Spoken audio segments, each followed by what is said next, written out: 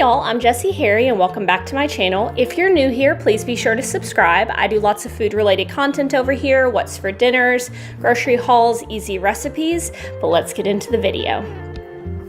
So today's video actually features two super easy crockpot appetizers. That would be great for Halloween or the holidays in general or just a Sunday afternoon.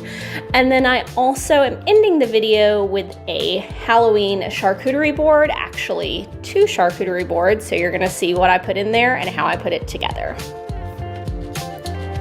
All right, so the first easy crockpot recipe is going to be sweet and spicy meatballs. So I've got some frozen meatballs here. The recipe I link below actually does homemade meatballs and cooks them beforehand, but this is a lot easier. Some buffalo sauce, whatever kind you like, and some honey mustard, also whatever kind you like. And let's get this thrown into the crockpot. All right, so we're just gonna toss in how many meatballs you want. I was like counting them and then I just decided to make way more, which I'm glad I did because we ate all of them. Then I'm dumping in the entire bottle of honey mustard, which the measurements for everything will be in the recipe link below.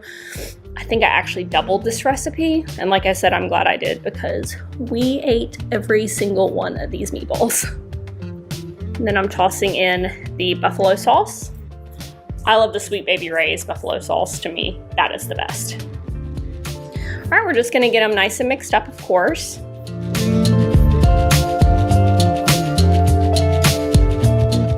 All right, so I popped this into my pressure cooker, which actually is a slow cooker as well. I use the slow cooker function for these. And here I am pressing buttons, trying to figure out the time. It is a little different, wonky, but I did it for 2 hours on high, and now they're ready. So here they are. Like I said, so much easier just to use the frozen meatballs because it took 2 hours and I was done. So you can eat these meatballs by themselves, just like in a bowl with a toothpick dipped in ranch if you'd like to. They're good that way. Or you can eat them on these little Hawaiian rolls. They're amazing that way. Let me tell you this. My son despises meatballs in any form, hates them, will not eat them. He ate half of those meatballs that you saw me put into the slow cooker. He loved them. These are so good and a definite crowd pleaser and really easy to make, obviously. All right, so our next one up is going to be a crockpot black bean and corn taco dip. So we've got some Mexican style shredded cheese, 2 blocks of regular cream cheese, a can of yellow corn, a can of white corn, which you could use 2 yellows if you want, 2 cans of black beans, 2 cans of Rotel, and my homemade taco seasoning, or you can use the packet, whichever one is easiest for you. All right, so we're dumping in the drained and rinsed black beans, the drained corn, both drained cans of corn, both drained cans of Rotel, the taco seasoning.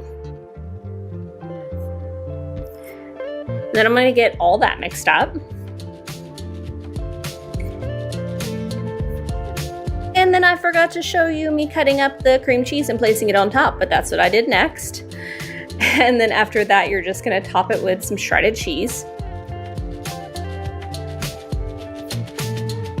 And we're gonna mix it up again, which I guess you could just do it all in one fell swoop. I was just following the directions. Do what you wanna do. All right, so you put that in the crock pot, and I'm gonna set this on high and cook it for about 3 hours.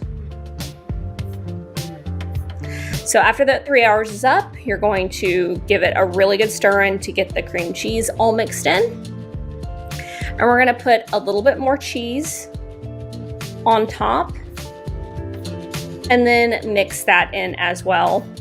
If you don't want it extra cheesy, I'm sure you could omit that step, but it's good. And here we go. Look at that cheese pool. I never get that. And so here it is all plated up with some chips.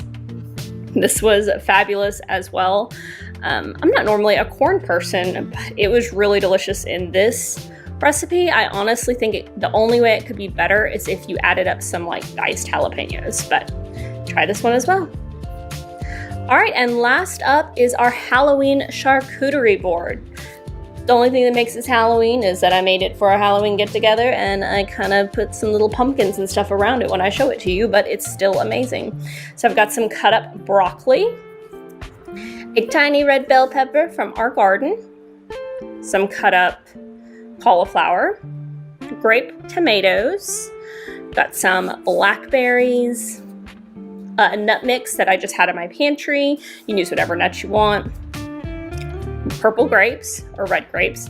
Then I've got some dips, some plant-based buffalo dip, plant-based spicy queso dip, so good. These are all from Kroger.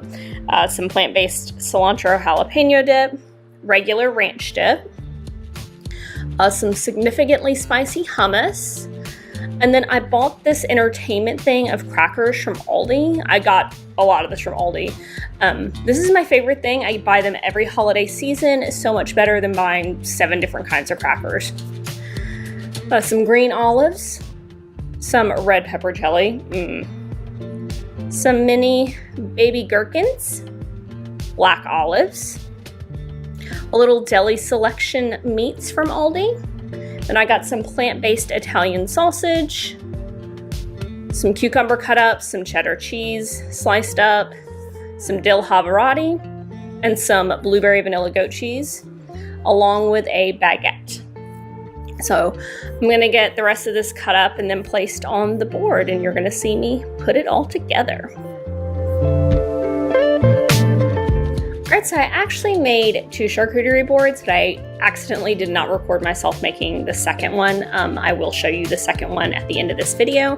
Also, I'm going to link the platter that I used below. It's actually a crawfish platter from Walmart. It was only $3. I don't know about you, but if you buy a charcuterie board platter, they are very expensive. And I mean, some of them are very beautiful, but I just don't feel like spending that much money on a platter like that when I could buy them in various colors for $3 a piece, which I think is great.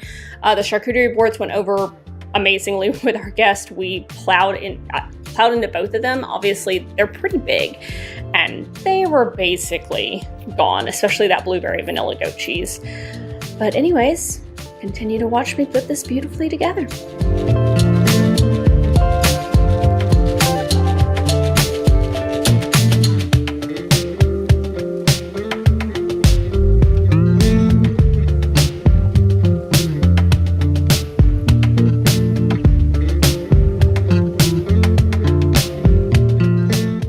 So here you have it, and as you can see, there is the second charcuterie board.